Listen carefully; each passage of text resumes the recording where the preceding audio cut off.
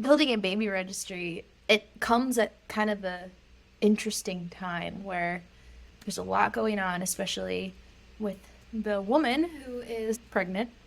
Yeah. When you start to think about your baby registry, it is usually right around the time where women are they're experiencing a little bit of brain fog and fatigue and not feeling so well, having aversions. So it's not something you really want to start looking at.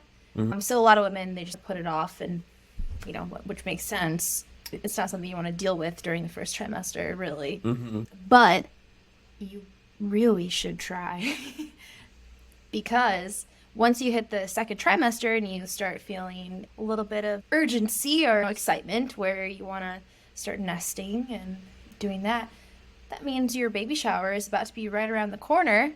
People start with projects and things like that before really starting on their registry, and then they realize that it's a lot more work. Yeah, well, I think there's definitely some built-in challenges, right? Because you have, like you said, you have the time constraint, most likely not knowing what you need, Yeah. not knowing what things cost, not knowing what your friends and family are willing to gift. You, like you said, you may not be feeling well, and then you go to the internet, and the marketing's overwhelming, and all the debates around baby care are so noisy, Yeah. and it's amazing to think. I go to the CPST training, and that's 3 solid days of just talking about car seats, and you're a first-time parent, you're looking at not just car seats. You would never have 3 straight days to look at it, Yeah. but you have to understand all this other baby gear. What's it used for? When you're going to use it? Is it safe or not? And how can I afford it? There's a lot to it. Yeah. Yeah, what ends up happening a lot of times, you look into a product like a car seat. Hmm. Obviously, you look for the best one. What's the best Right. one out there? You find out, okay, this is great. Okay, I'll go for this one. It's so Hmm. expensive. Oh my gosh, this is out of the price range. In the hopes that we can maybe help folks overcome Yeah. some of the baby registry overwhelm, I want to ask you about what you went through as you were preparing a baby registry, knowing that it might be a little bit different since it did involve twins. Yeah.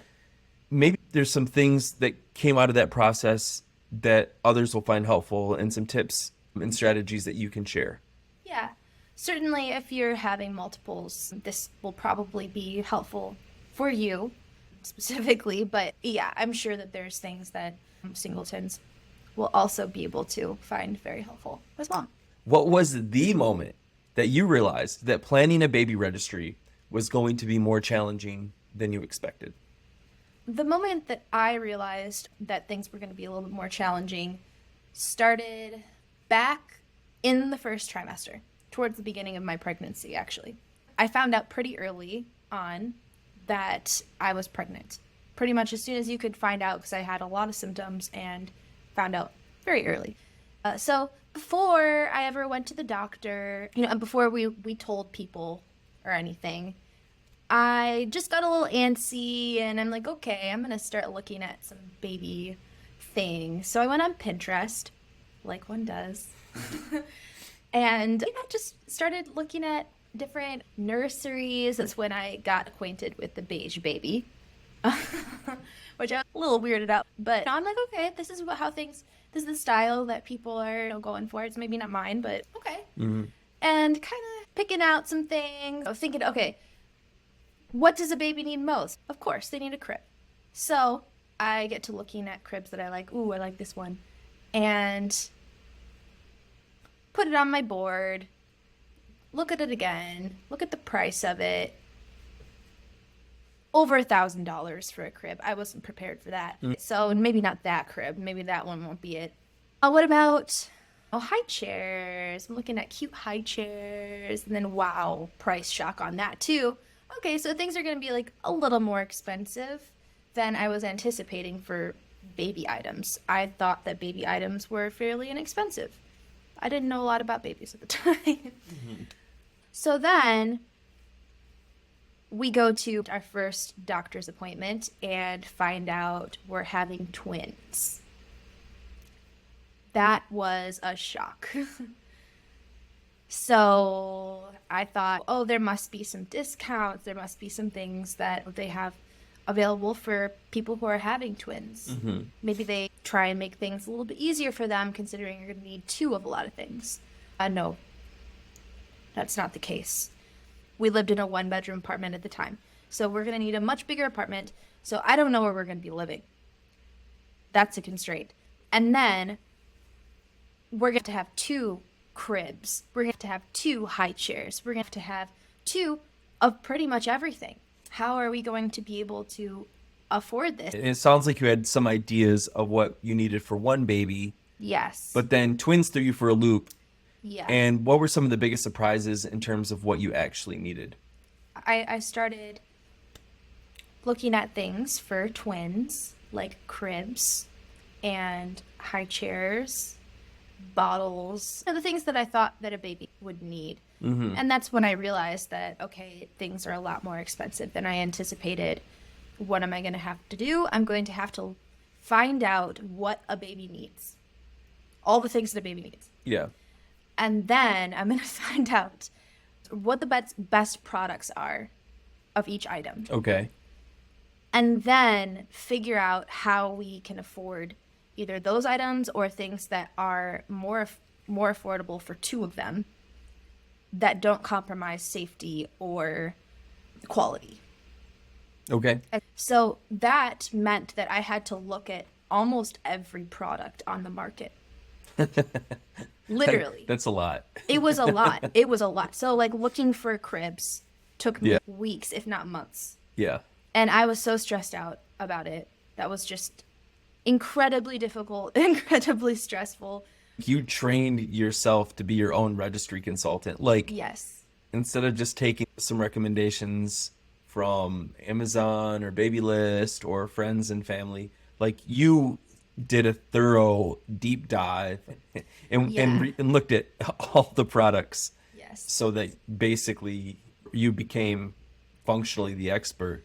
You know what? I got really lucky that I had actually been so antsy and looked up the Yeah. crib and a few products like before we even went to the doctor very early on. So I got a taste of what the prices were like. Mm-hmm. Otherwise, I would have just, been totally not even thinking about it, not worrying about it. And then come 20 some weeks when I'm just like, whoa, when I have to make things happen, then I would have run into the problem and I don't know what I would have done.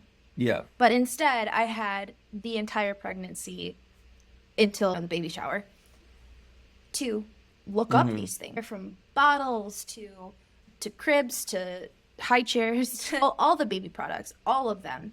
I had to look at all of these items, find out what the best one is, find out what's the most affordable one, and figure out what would be safe and not compromise the quality that we were looking for. And also, what does a baby actually need? Where can we cut out the things that you don't really truly need? I had to find out what a baby needs first. So that meant a lot of research, just a lot of research. And I know that you pregnant women out there know what it's like during the first and even the second trimester, especially with multiples.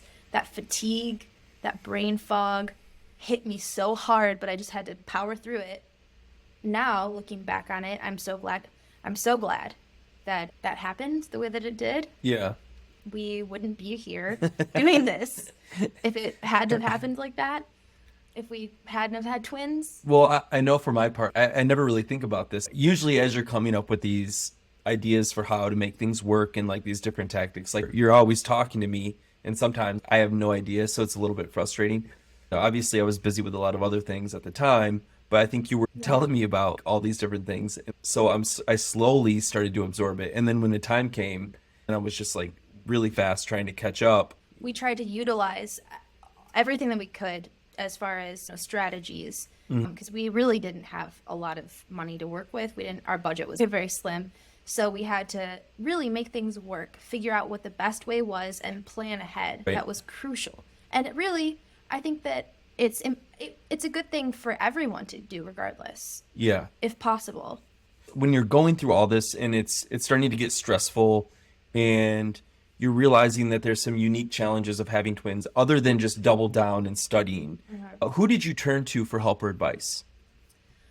So initially, I turned to my mom and my sister-in-law. She had two babies. Yeah. My mom was helpful, but it had been a long time since, she had her own baby. Some of her information was a little outdated. And it took me a minute to realize that because I didn't know until later. So You didn't know what was current. yeah, I had mentioned maybe building a crib or two might be a good idea. And she said, "Oh, that would be too difficult because how are you going to make the drop down side?" Yeah. And I was like, "Well, I don't know. How do I make the drop down side?" So I started to do a little research and realized, "Oh, you don't do that. That's dangerous. They haven't done it in a long time." Yeah. I still valued my mom's help and suggestions throughout, but Don't build a crib. no. Just to throw that out there. No. Don't build a crib. There's a lot more other than the drop down side for the. Yeah. And then my sister-in-law, she had two babies by the time I was pregnant. But yeah, she was helpful, but her recommendations or suggestions were a little bit more vague than what I was looking for. Yeah. And I know she was busy. She had a newborn baby at the time. Yeah. Yeah, I think that's something a lot of people will face when they're getting baby advice is when you're talking to friends and family. There may be some really helpful information there, but a lot of times I think it's going to be a small talk. Yeah. And maybe not as much of a deep dive and background and the level of detail that you really want. Yeah, and honestly, the newborn blur is real. For a lot of people, they just completely black out that entire section of time when the baby is an infant. I needed a lot more information. Of course, I turned once again to Pinterest, which sent me to a lot of listicles and mommy blogs, which gave the illusion of being helpful, but after spending a little bit too much time on one or another and starting to begin to trust them, found out that they were sponsored by different companies or they were like super religious and their recommendations were based on their religion or different things, or they were super, super wealthy and their recommendations were things that were way out of our price range. Mm-hmm. They were not people who I could relate to. Yeah, I could not relate to them. And ultimately, they ended up being completely unhelpful and wasted a lot of my time. Yeah. So when being frustrated, I would, of course, just lay down for a nap and watch a rom-com and cry a little and scroll Reddit. And then, as I was scrolling Reddit, I realized, I bet there is a group for twins out there. There is a group for twins, but that is for, like, twins. People who are twins. Yeah, okay. There is another group, however, that is parents of multiples.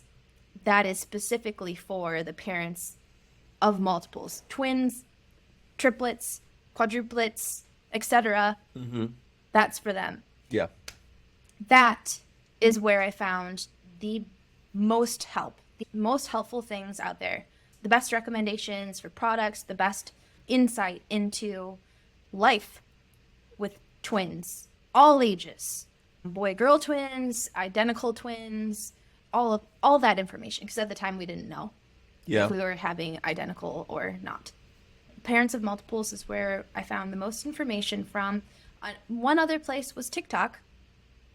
And I happened to stumble upon a few other twin moms out there who were really, really helpful in that I got to actually see some of the products that I had heard about, like, in action. So one of the moms, she had a mini crib, and I had never heard of a mini crib before, and it changed her life. Yeah. It changed her life. It was like a revelation. She said that she had her twins in... I believe she had her twins in big cribs, but then she had another set of twins and had to get mini cribs. Wow. Building a baby registry, it comes at kind of a interesting time where there's a lot going on, especially with the woman who is pregnant. And she compared the mattresses and she said, "Oh yeah, they don't have any problem. They're like 1 year old or whatever. They don't have any problems sleeping in this crib." And I did a little more research onto the mini cribs, and they were perfect. They were the ones that we ended up settling on. I guess the thing with the mini cribs is that it significantly narrowed down the style options, Yeah. which is a little bit disappointing. But I was able to find the ones that I did that were combined cost less than the price of normal standard sized crib, like a decent one. Yeah. That included the mattresses, and that was exactly what we were looking for. Exactly. Because Right. you'd be able to fit, if you could fit a crib somewhere, you could fit the 2 mini cribs in there. Yeah. So, the game changer. Game changer completely. And I think we talked about this before, but with the mini crib, and especially with the safe sleep recommendations, I just think it's such a good go-to when you're trying to co-sleep for as long as possible in the same room, never in the same bed, as the recommendation. And I just think Yeah. that's so smart to have some sort of mini crib that they can be in for that full year of the recommendation, or at least until 6 months when the recommendation is, because they're not going to be in a bassinet at 6 months. No.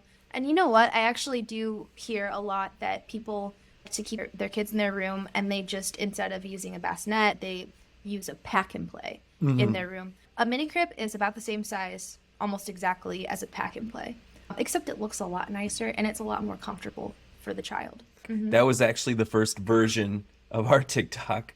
It was basically returning the favor and showing how these different things. Yeah. As far as baby gear, we didn't have a whole lot of conflicts. I only had in my mind what I knew being an older brother and doing a lot of babysitting as a kid. Everything was very minimal.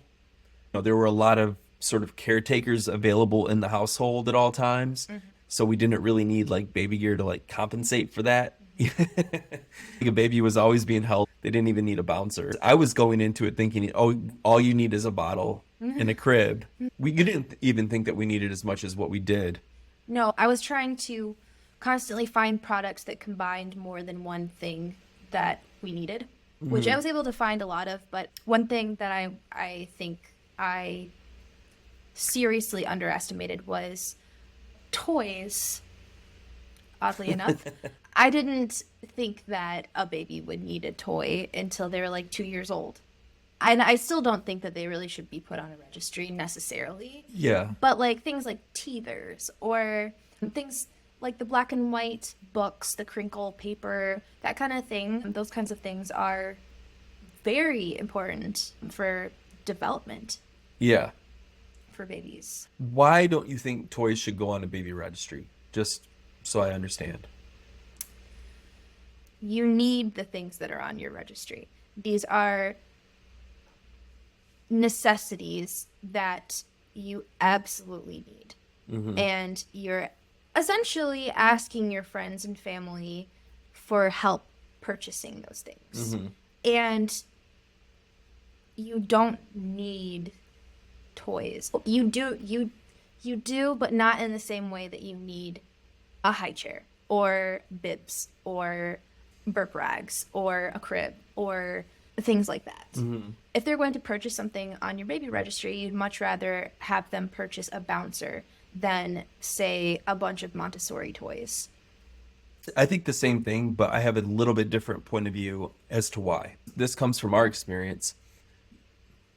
Toys are something that's gifted probably more than, they're like clothes. They're gifted a little bit more than your average baby gear. You'll probably end up with some. Books are the same way. Which was what, honestly, that was what I was anticipating too about it. We ended up buying toys, even though we had some that were given, because when it comes to toys, I think you're following their preferences and their development a little bit more closely. As a parent, you're following this trail of breadcrumbs as far as like where they're going in terms of what they're interested in. And ours weren't exactly the same. No. They were, I know sometimes it was like different timelines. So I think especially early on in those first six months, it's those developmental cues. And toys are relatively inexpensive, and it's fun to find just that right toy that they're interested in at the moment. And you can predict that. So that's the thing. You're going to see what their preferences are. And if you go all in on a bunch of toys before that, then they may just sit there. And it just might not be something that they're into. Yeah. Plus, if you're getting like an activity center like the Love Every, then you've already have like pretty much a baseline of toys and things to interact with and play with right there for the first few months.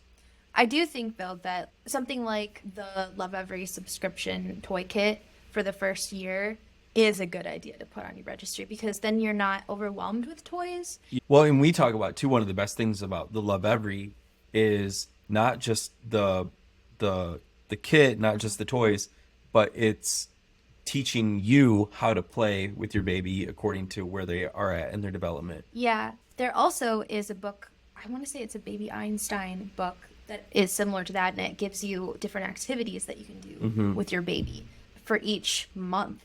I love that, because otherwise, if you've never done it before, like I had points where I would start to do the same things, getting the same patterns. I would start getting bored playing with them. They would start getting bored. And then I would go reference the book, and I'd have some more things that I could pull from that they enjoyed, that I enjoyed, which was really awesome. Why was getting the baby registry so important to you? We were having two babies. Mm-hmm. And like I said before, we were on a very tight budget.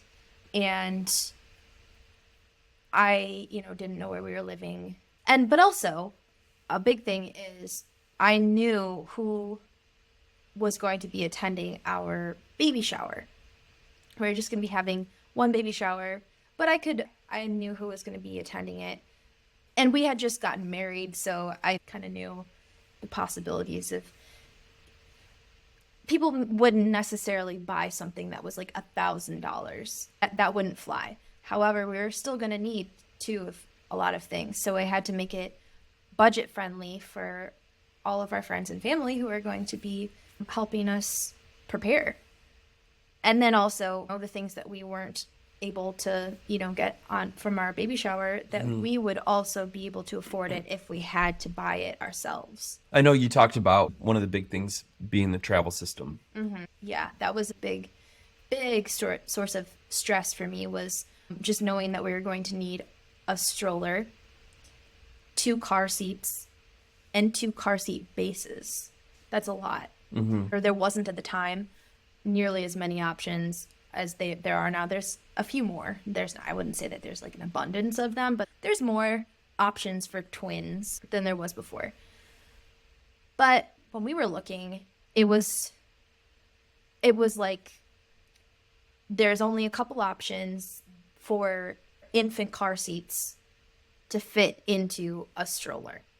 And those were around, I don't know, $1,500 to $2,000, not including the actual car seats and then the bases. For anyone that was coming or ourselves, we would not have been able to do that. Obviously, we needed those things though. So I hunted and finally came upon the thing that we ended up getting. That was a travel system that I think it was around $350 to $400 total for the stroller, the 2 car seats, and the 2 bases. And that was a game changer. But yeah, it was a huge source of stress, and I didn't end up finding that for months, or close to when the baby shower was about to happen. It was not my favorite thing. It did the trick. Well, yeah. The car seats did the trick. The car seats did the trick. Stroller was terrible. Yeah. And the car seats, now having worked with so many car seats, definitely not my favorite, but they did the job. And if you were having twins, just be aware that just because it's a double stroller does not mean it can accommodate 2 infants. That's a huge one. There's an abundance of double strollers. Most of them will fit 1 infant car seat and a toddler. So just beware. So you had those challenges, and then there was really this moment where you started to understand more about baby products and to get help from the Reddit community, find the places to go that you could go on TikTok and social media for some answers. And that really was the turning point. Let's just talk a little bit about some of the lessons learned from going, through that process. And I have here lesson 1 is research realistically, and that is Pinterest versus real life twin moms. Yeah. So when we went through this, we saw how much influencer marketing was just clouding up the entire space and making it hard for actual parents to research. That is why we started doing what we were doing, working for parents, not working for brands, not working on their behalf, so that we could give that kind of unbiased information that wasn't promoting either some zealous view on baby care or a product or some other sort of lifestyle. So for me, one of the most helpful places was the Parents of Multiple subreddit on Reddit. Another place, though, that also was very helpful, just understanding babies and baby needs and all the things that babies really actually need and what to use and what to expect from the newborn phase and beyond, was the bumpers group on Reddit. There is a group that is for each month, essentially, of the year. There is a private group. I think they usually go private after the first trimester. But it's all people who are having babies right around the same time as you. And I became part of that group. And I'm still in that group, too. It's private. You can't join it because be in it. Yeah. But it's so helpful because it's first-time moms, there's second-time moms, third-time moms, etc. People who are having singletons, people who are having twins or multiples. There's fathers in the group, there's mothers-to-be in the group, there's all kinds of people. Everyone is there. Everyone's a part of it. However they're having their baby, they're there. Yeah. And you can ask questions, and that was just extremely helpful and extremely supportive. And it just really calmed my nerves a little bit because I knew I wasn't alone. Yeah, that's awesome. So lesson 1, research realistically, understand the difference between Pinterest, influencers that have a viewpoint on behalf of a brand, maybe folks who are representing some sort of religious viewpoint, even if it is just being religious about a certain aspect of baby care. Sometimes these debates just go way over the top and there is no more moderate approaches. Lesson 2, budget hacks, combining items focusing on essentials. But I will say this, most of what you find on the internet around essentials is garbage. Oh, their essentials are it's why not even call it essentials? No, what I would look at more when it comes to what are the basic things that I need. Obviously, I think some of those are pretty obvious, but don't overbuy on certain things. Like there's certain things you need, but you don't need 20 of them, like bottles. Yeah. Right? There's certain things you need, like clothing, but they're going to be outgrowing them within a matter of a few weeks. There's certain things that you need, but so think about also quantities in addition to just what the item is. And then also consider, when people are giving you advice, listen to what they have to say. But sometimes people give advice based on their baby's own experience. Like their baby was very colicky. Oh, yeah. And so they recommend this product to counteract that. Your baby might not be colicky. So it's a good thing to keep in the back of your mind, but maybe don't hop on and buy it if that's all that product does. But keep it in the back of your mind. Don't forget about it. Maybe write it down or put it on a private list even on your registry so you don't lose it. But just keep in mind that might not be your baby. It's your registry that you are sharing with your friends and family. So when you're building your registry, consider them when you're building it. It's not just going into the ether. It's not just for whoever feels like buying something from, all over the world. Off your Twitter. It's your friends and family. Those are the people who are purchasing things from it. Yeah. So, don't put every single item be like $1,000. That's just unrealistic. Yeah. For most people, it's not going to be realistic. Right. Yeah. It's your registry based on your life that you are sharing with your friends and family. That's a good way to put it. So one of the main things when it comes to a baby registry, obviously, is just persevere, get through it, get it together, get the best way that you can in the time that you have, and don't think it has to be perfect. If you really need it to be perfect, give us a call. Get help. If you need it to be at that level, get help. Otherwise, just do the best you can with what you have. One thing you could do is go to pavit.com and get the baby care game plan, and that'll help you get through your registry.